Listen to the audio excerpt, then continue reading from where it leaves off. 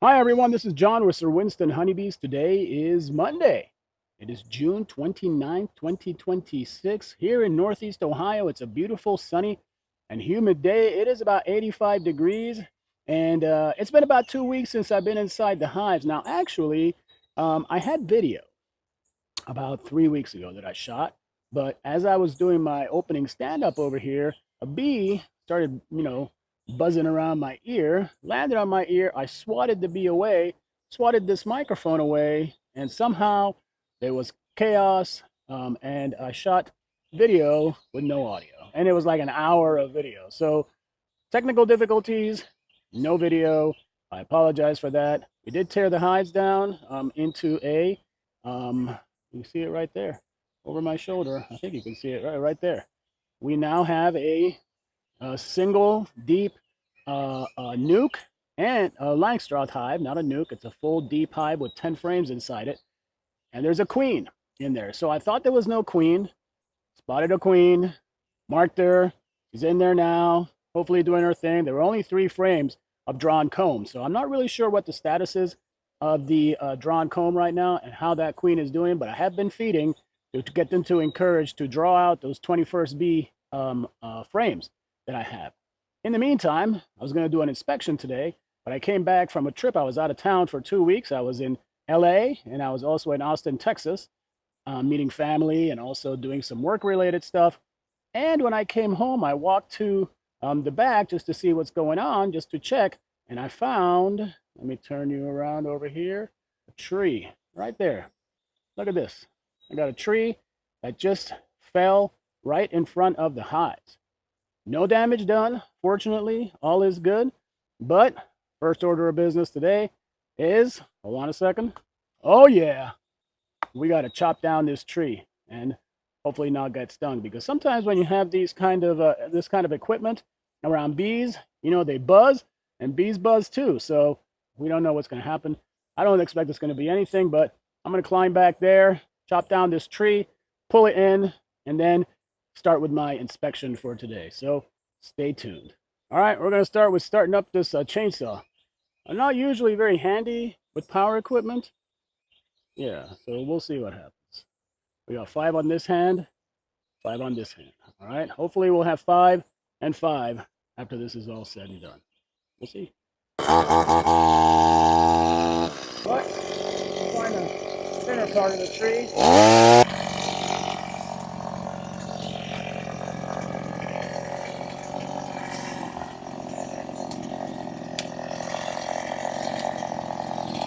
Here we go. Well, the blade's not sharp, and that made it a bit challenging, but I think we're on our way.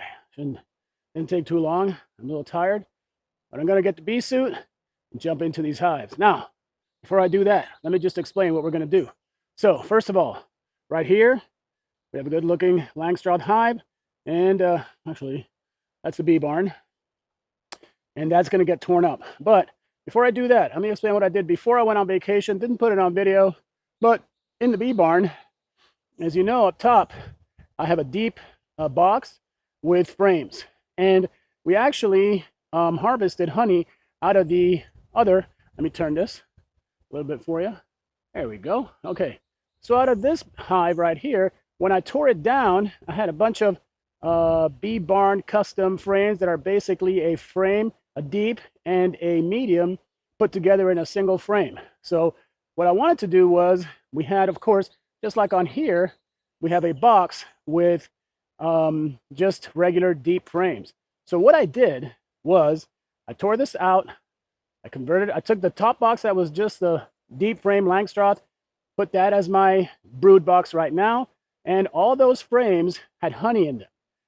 So we harvested 45 pounds of honey from this brood honey over here, plus also some frames right here, about 3 frames over here that were mostly capped. So our percentage came to around 19.5%, which is right around where you want to be for honey.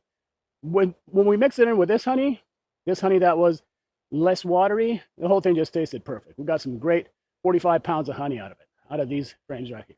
So I put everything's running over here, normal Langstroth hive, deep box, etc.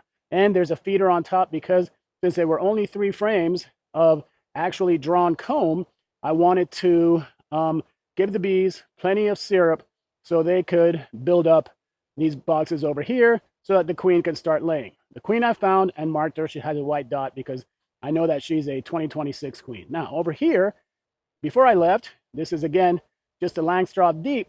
I put a queen excluder over here because I wanted to keep my queen down here, and hopefully, since I put back the frames that we harvested honey out of, there's 3 frames here as well.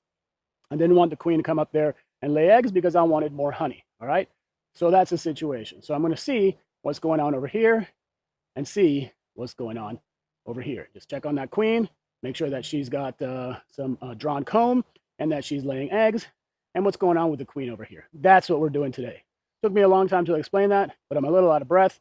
Microphone seems to be working, so I'm happy about that. All right, so I'm going to get my equipment, and I'll be back in 1 second. Before I jump into these hives, I want to tell you an incredible story, which has a fantastic, incredible ending. And if you'll indulge me for a second, because this has something to do with my family. So, about 1.5 years ago, maybe 2 years ago, this lady in Australia, her name is Susan Hay.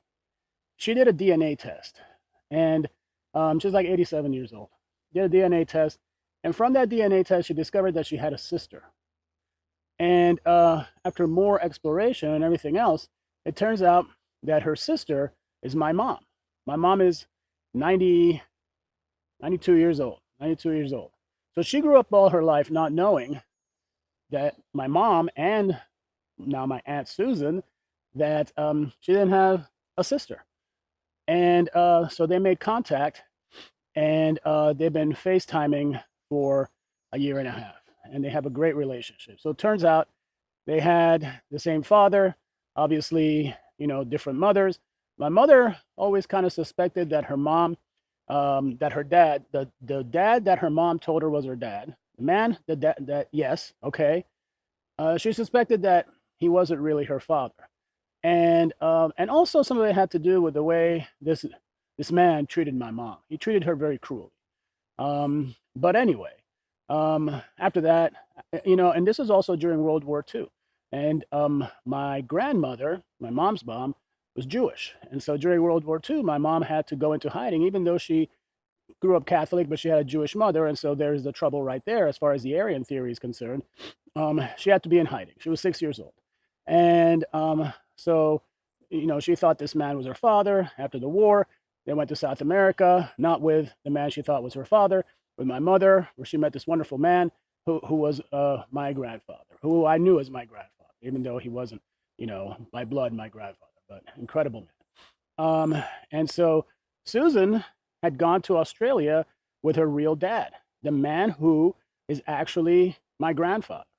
And that's the story. And so we went to LA a couple of weeks ago because my cousin, my now cousin, Gabriel, who's 16 years old, was playing in a international flag football tournament representing Australia, U17. And so we went there, and for the first time, I met my cousins, which are, you know, Sarah, Erica, and Sarah's husband, Joey, who's awesome, and my second cousin, Gabriel, and Vivian, and had a fantastic meeting. But more importantly, my mother and my aunt had their first face-to-face meeting.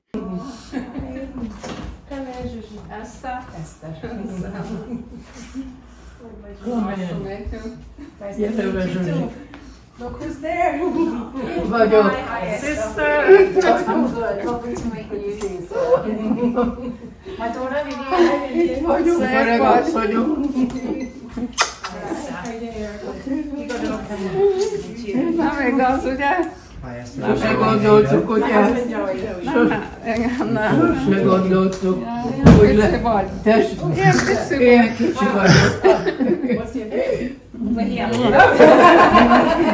The house is Gabriel's practice go. And I'm going to put that video up just because it's an incredible story. So you can fast forward past all this family garbage, but this is a story for the ages. It's an amazing story. And so I just wanted to share that. And of course, my new family, whom We had a great time with only 4 days. We love each other so much, and we had such a great time. We connected so well. That's that story.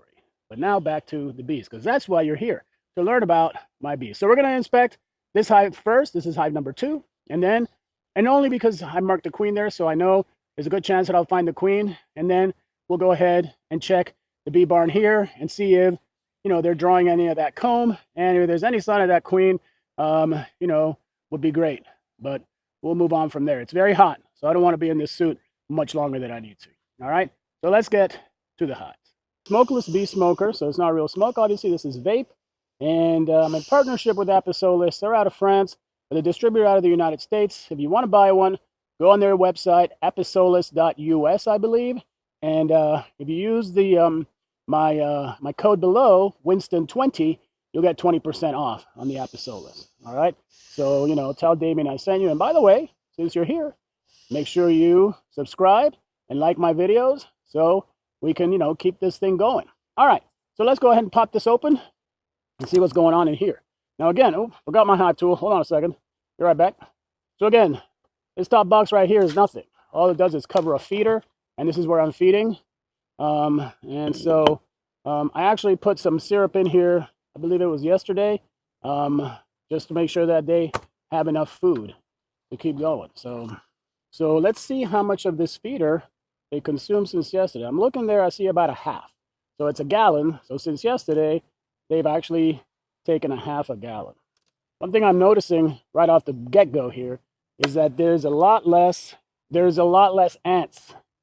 There are still ants, but there's a lot less ants because I noticed when I took the bee barn apart that ants are living inside of the foam. So another disadvantage of the bee barn. Don't get me wrong, the bee barns are great for what they're worth, but for me, I had them 2-3 years. They didn't produce any honey for me. And also, when you go to bee shows, all the stuff they make is for Langstroth hives. So this stuff doesn't fit in the bee barn. So, while I do spend too much money, I'm still not getting any true benefit out of the bee barn. So we'll go ahead and take this off. And if you remember, this hive has a very aggressive nature too. So, be looking out for them to come dashing out in their angriness. Now, maybe now that there's an established queen in there, they might be less aggressive. But I'm noticing that they're already coming out. And they're like, "What's up, John Murphy? You're hanging around." And we're not fans of that. So let's pop this open and see how they behave. It's also very hot. And we'll look on the lid to make sure the queen's not hanging out on the lid. They usually don't. We're also going to look for small hive beetles. I didn't put my glasses on again, but we're just looking for signs. All right, so no queen on the lid. Just go ahead and set this down right in front and a little more smoke.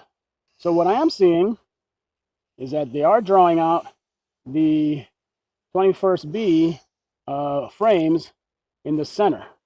So obviously they started making room for the queen. We're going to take off the brood minder. Again, this is just my temperature sensor that connects all the way to my house.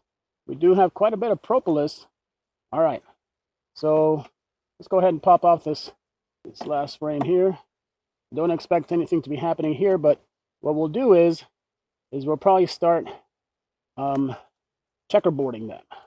And checkerboarding is basically we'll put blank frame, full frame, blank frame, full frame. So these aren't drawn out at all. Oh, they're drawn out a little bit. So they started it. They like to basically work in the center. So we'll go ahead and push this to the center when we put this thing back together.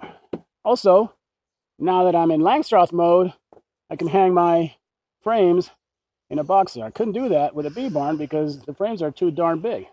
So I'm seeing a lot of new drawn comb in my next frame. Let's see how they're doing here. So they're starting to draw this out, as you can see, and they've got some capped honey. Well, it's probably more like syrup, actually. Could be honey, because there is a lot of nectar flowing right now. And we take a quick look. This queen will be marked with a white dot. So she's not on here, and obviously not drawn out here. So we might just turn this one around when the time comes. Again, I'm going to go ahead and put this here. Even if the queen is on here, she'll be safe in this environment. All right, so this next frame, I'm seeing a lot of new comb. And we know it's new. I'll show you in a second. It's new because it's white. So white comb is new comb. Or new comb, better way of saying it, is that new comb tends to be white. And so what I'm seeing is, again, oh, this one's very heavy with nectar. And I do see some larvae and some capped brood. You can see it right there in the center area. Take a quick look for the queen. More than likely she wouldn't be here, but she's got a little space for laying, and she might have some eggs. Real quick, life cycle of a bee from egg. Egg lasts about 3 days. Then the egg hatches into a larvae or larva, which looks like a little worm. Spins around in there for another 6-7 days. And on day 10, they cap the brood, and then the bees will spin a cocoon like butterflies and will move into the pupal stage in that capped brood. And then about another 9 or 10 days, an adult bee emerges. Yes, a bee is an adult when it first emerges. So it's not like a child that needs to be reared at that point. At that point, the bee is fully developed and starts doing jobs around the hive. Now, obviously the age of the bee will determine the job, but they do start working right away. So most bees, of course, are female, except for the drones, which are male. And the queen is, of course, female. All right, so, there's some capped brood, larger bee in the center, got some larvae, nice laying pattern. See, this is a young, new queen. And so this is exactly, and you're also noticing that the behavior of the bees is a lot calmer than it was before. So we're seeing good signs here, obviously. This is now a healthy hive. Once again, more capped brood right here. Quick scan for a queen. They take off their mark, or other bees crawl on them and their mark comes off, but I don't see the queen there. Now again, I'm notoriously bad at finding queens. A little more smoke from the Apisolus. And another reminder too, this is my first 21st bee frame in the center of the hive. And as I'm seeing, it has, look at that, new drawn, and there's the queen right there. There's our queen. You can see that white dot on her. She's right here. It's fantastic. She looks great, healthy, crawling around. We got some honey in the center. That's capped brood. Yeah, that's capped brood. Usually I'm used to seeing, yep, capped brood. All right. So there's our queen. We're going to gently put her back here. And what we're going to do is we're going to do some checkerboarding with the remainder of the frames. All right. So putting in this blank one here in the center. Something nasty in the bottom. Oh, that looks like pollen. I don't know what is a pollen patty out there. We'll go ahead and leave that there. Carefully now. Okay. Real quick. Take a quick look here. More capped brood. All right. And now, obviously, as you can see, the bees have gotten a little bit of a attitude. Go ahead and smoke them down a little bit. Again, it is a very warm day. So we're just going to go ahead, pull these apart, and stick this frame, brand new frame. So that's checkerboarding. What you're trying to do is take advantage of bee behavior to create more comb. These obviously are undrawn. So what I'm going to do is I'm going to take this one out, push these over. This one's drawn, partially drawn, and put this in here. Let the bees work on that. Again, yeah, for sure. Go ahead and close this off and slide this over so we don't squish any bees. Put the feeder back on. Some bees got it there. Put this back on. Cover this up. Forgot the brood minder, so gotta open this up again. Hold that. I see a small hive beetle, so I'm gonna start treating for small hive beetles again here. And also to start thinking, obviously, about mite control.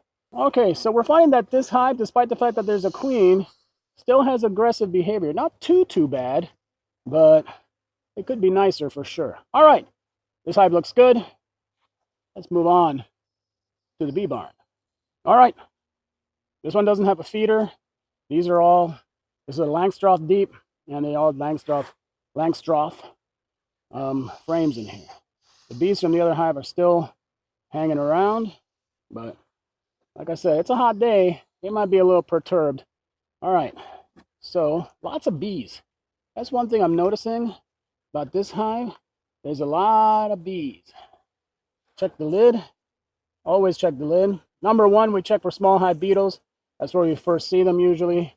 Not seeing any out real quick. They usually tend to hide in the corners. Not seeing a queen up in here, but let's look just in case. I'm seeing some drawn comb.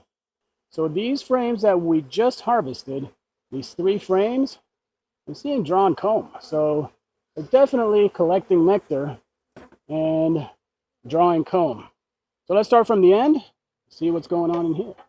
So these frames on the, again, we can checkerboard them to get these drawn, because obviously they're drawing in the center.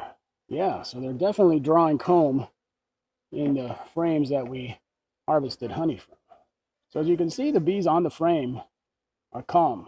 These other bees on the outside, those are the guard bees, right? Also, you see these holes. These are communication holes. Bees like to travel, you know, from one side of the frame to the other. So those are called communication holes. So 21st bee, I put a queen excluder. See this metal right here? So that's to keep the queen down below. We didn't want her, you know, laying eggs and creating brood up here, up in the top. Now what I'm seeing is I'm seeing a couple of frames, right here I'm seeing some capped brood. Don't know what that means. I mean, it's been more than 2 weeks. It would be about 10 days when that brood is capped. Is there a queen up above and she's being excluded from below? That would be a good solution to the bee barn problem, because I would just take this off. Anyway, I would just take this box off and set it aside, is what I'm saying. If the queen is up above. I'm not seeing her here. One more little capped brood there. I mean, we harvested this frame, so we uncapped it. I'm not sure. If that's the case, she's a young queen. She'll come back. If she's flying, she knows her hive. All right, so we saw like 2 little capped broods, but not like anything to think that, oh, we have a queen up here. I don't know what that is. So they are drawing this. They are drawing here. And as you can see, this is already checkerboarded. No evidence of a queen up here, so we suspect that the queen is still down below, despite the fact that I just saw just two capped cells. All right, so here is, of course, another frame that we harvested, and again they built it back up and got a little bit heavy.